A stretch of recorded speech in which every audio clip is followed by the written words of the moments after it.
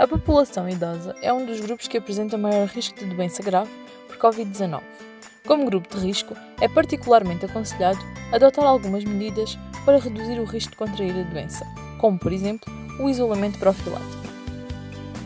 Estas medidas de isolamento e distanciamento social para minimizar a transmissão da doença podem ser um fator de risco para o agravamento do estado nutricional dos idosos. Um pior estado nutricional pode associar-se a um pior prognóstico e a um risco aumentado de complicações em caso de doença aguda e, consequentemente, está associado a um maior risco de mortalidade.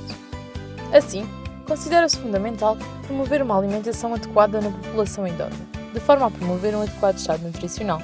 Desta forma, seguem algumas orientações que não são diferentes das recomendações que já deviam ser genericamente seguidas pela população idosa. Por dia, devem ser consumidas 2 porções de leite ou derivados nas refeições intercalares, sendo que uma porção de leite equivale a 240 ml. Devem ser consumidas 2 a 3 porções de fruta por dia, sendo que uma porção equivale a uma peça de fruta média. As leguminosas, como o feijão, o grão, a ervilha, as lentilhas, devem ser consumidas pelo menos 3 vezes por semana. Uma das formas de as consumir poderá ser através da adição na sopa. A sopa de hortícolas deve estar presente nas 2 refeições principais do dia, pois a sopa é uma fonte de vitaminas e minerais e ainda contribui para otimizar o estado de hidratação. É importante incentivar o consumo de carne, pescado e ovos nas 2 refeições principais, de forma a conseguir assegurar uma ingestão proteica adequada. Tendo em conta a diminuição do apetite, que é comum nesta faixa etária, e a alteração do paladar, devem ser promovidas refeições frequentes ao longo do dia e de menor volume, cerca de 5 a 6 refeições por dia. Deve também ter-se em consideração as características organoléticas das refeições. A manutenção de um bom estado de hidratação é essencial e é uma situação que muitas vezes está comprometida devido à diminuição da sensação de sede nos idosos.